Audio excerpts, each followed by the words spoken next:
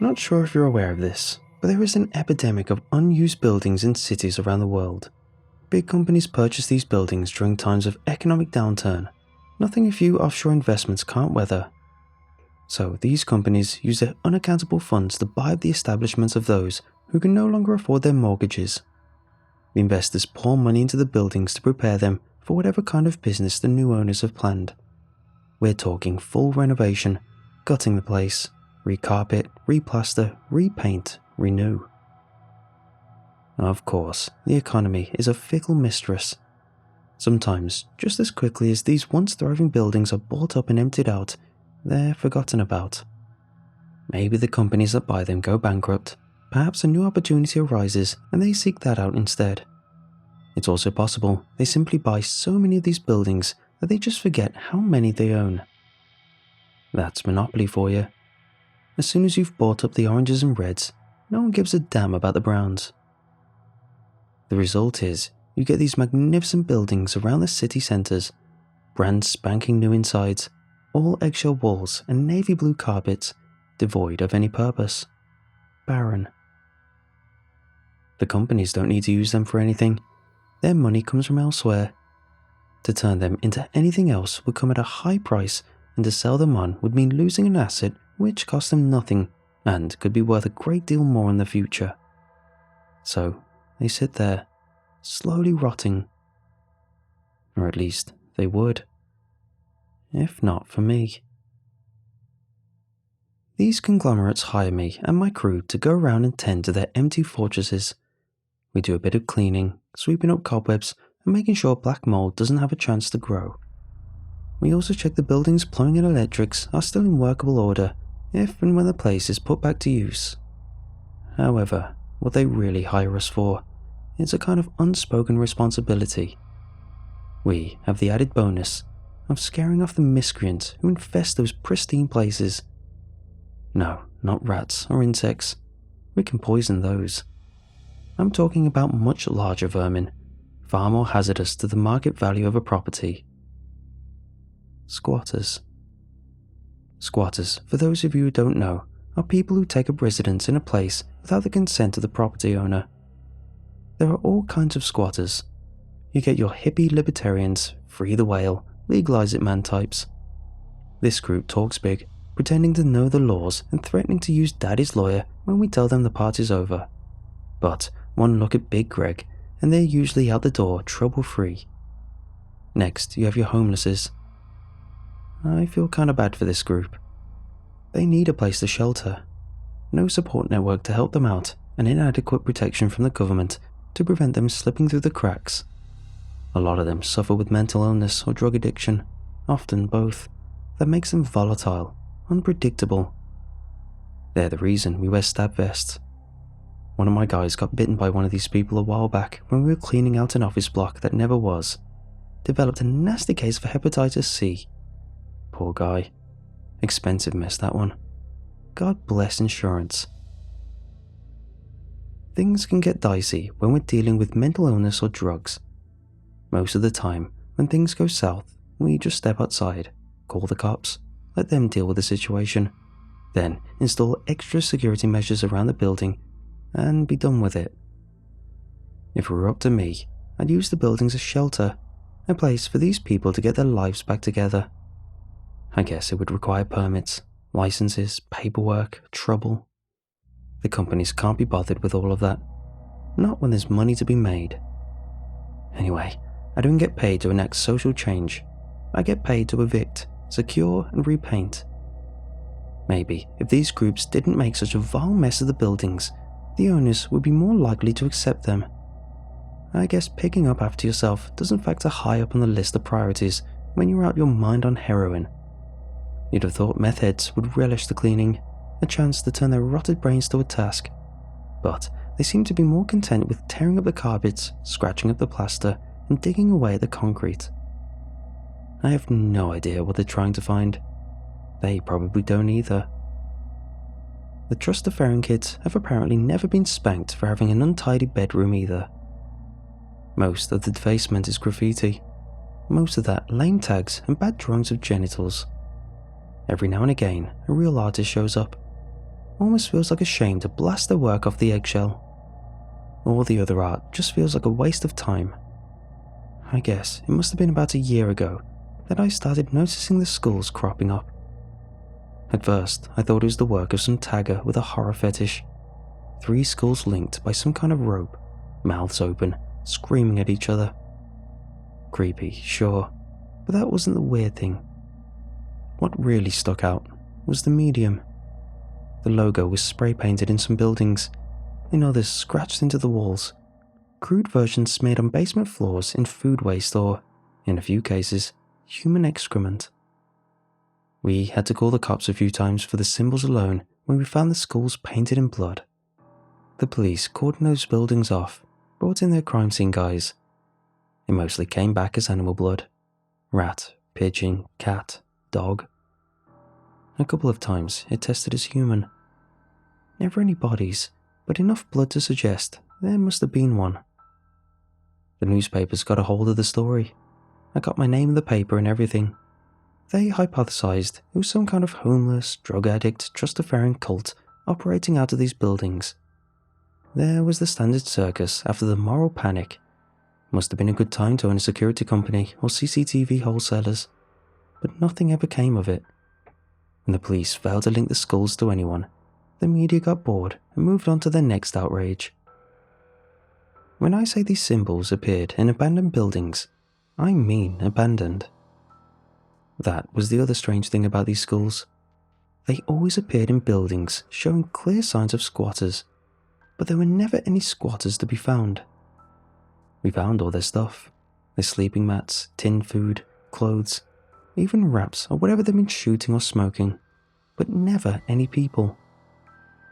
I don't remember ever really getting scared working this job before those damn skulls showed up. Even the crustiest junkies always felt more like an annoyance than a real threat. These buildings felt alive. That's the only way I can put it. I could be walking through a room with vaulted ceilings, blue skies pouring light in through the room height windows, and still feel claustrophobic, like the walls were breathing. I'd be power washing the carpet and feel a presence creep up my neck, spin around to nothing there. The boys didn't want to admit they were spooked, and I'd be damned if I was going to admit it to them. But we wordlessly agreed to start working in pairs as we checked the buildings and cleaned up after the missing squatters. Funny that a job involving evicting drug addicts could get more grim when the drug addicts aren't there. It must have been 3 months after the school showed up that I lost my first guy. We didn't even notice Tim had gone until the end of the day when we were getting ready to drive back to the depot. Found his power washer on the 2nd floor. No sign of Tim anywhere. We combed the building, calling out for him, but he never replied. After an hour of walking around that wretched place, we gave up. Decided Tim must have had something to do and skipped out on us. Truth be told, none of us wanted to be in that place looking for him past sunset. When Tim didn't show up the next day, I should have been angry. Instead, all I felt was this deep, gut-wrenching dread. I called his house, but no one answered. Tried 3 or 4 times, but nothing. The other guys shared some nervous jokes about it amongst themselves, lazy bugger and so on. But we knew something was wrong. I knew Tim, knew his wife. She was a full-time mother, home most of the time when she wasn't carting a kid around to school or clubs or whatever kids do. That evening, I decided to call around Tim's place on my way home. The day he went missing, he'd carpooled with one of the other guys so his wife could use the car. Their car was still right there in the driveway. I rang the bell. Nothing. Knocked. Shouted through the letterbox. Nothing. I walked around the side of the house, peered in through the windows, careful for nosy neighbours. The TV was on inside the living room. Kids show, but no one watching from the sofa. I went around to the back of the house, through the gate into the garden. The hosepipe was laying in the middle of the lawn, spewing water out into the marsh that had formed around the nozzle. The back door hanging wide open. My heart stopped when I walked into the kitchen. accompanying the rising feeling of unseen eyes watching me as I entered the house. There, smeared on the floor in thick mud, the skulls. Of course, I called the police. They arrived and questioned me. I told them the same thing I've just told you. They called the other guys in for questioning too. Got statements from the neighbours, Tim and his wife's parents. No one had seen or heard anything from the houses since the day Tim disappeared. It was like they'd evaporated. Things started to unravel pretty quickly after Tim and his family vanished. 4 of my guys quit that week, one after the other. They said other jobs had come up. They wanted to spend more time with their families or whatever. I know the truth. I could see it on their faces. They were scared. After a while, it was just me and Big Greg on the jobs. No one else wanted to work for me. I even tried to call in favours from some of my other friends in similar jobs. But everyone had an excuse. Word travels fast. Superstition faster.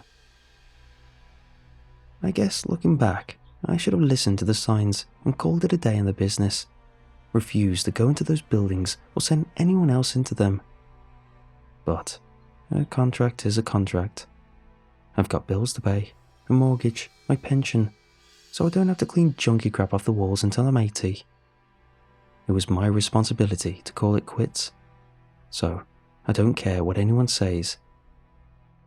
It was my fault. What happened to Greg? We were going through one of the old buildings just outside the city centre. It had been bought by a bank, which for legal reasons will remain nameless. Greg and I had to go room by room alone. It just being the 2 of us, to go around in a pair would have simply taken too long. Time is money. And anyway, we hadn't seen so much as a passed out crackhead for months. We didn't even bother with a stab vest at that point. This place must have been used as some kind of commune. In the lobby alone, I counted 37 sleeping mats, all in pretty good condition.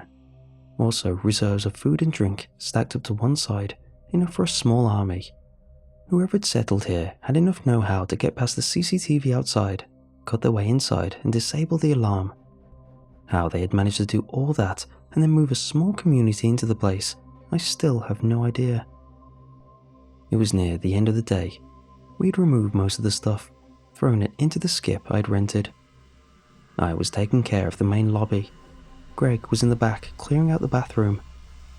There was something about this building. It felt dark. I don't mean like no light. It felt like a pit, a void. It was almost as if the building was right on the verge of speaking, like a scream was held in the halls, ready to be released at any moment. The place pulsed. You could almost hear it. Almost. I finished up my job as quickly as possible, called for Greg. No answer. I remember standing there, just listening to nothingness. I called out again. Nothing. I could have cried. I mean, I could literally feel myself welling up as I started walking towards the bathroom. By the time I reached the door, there was a lump in my throat I hadn't felt since I was 8 years old, lost and alone at a theme park. I pushed the door open. There, in the corner of the bathroom, huddled up in a ball, was Greg. All I could make out at first, apart from his bulk, were his eyes, wild, pinned open. His jaw was working around, but no sound was coming out. I stopped at the door. I wanted to go in and help him, but I couldn't force my feet to take me inside.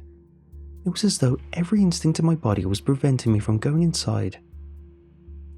He looked at me, eyes pleading and terrified, the most awful expression of anguish I've ever seen. I backed up, told him I was going to go and get help. I barely even noticed, but I was just saying sorry over and over again before I realised I was out the door on the street.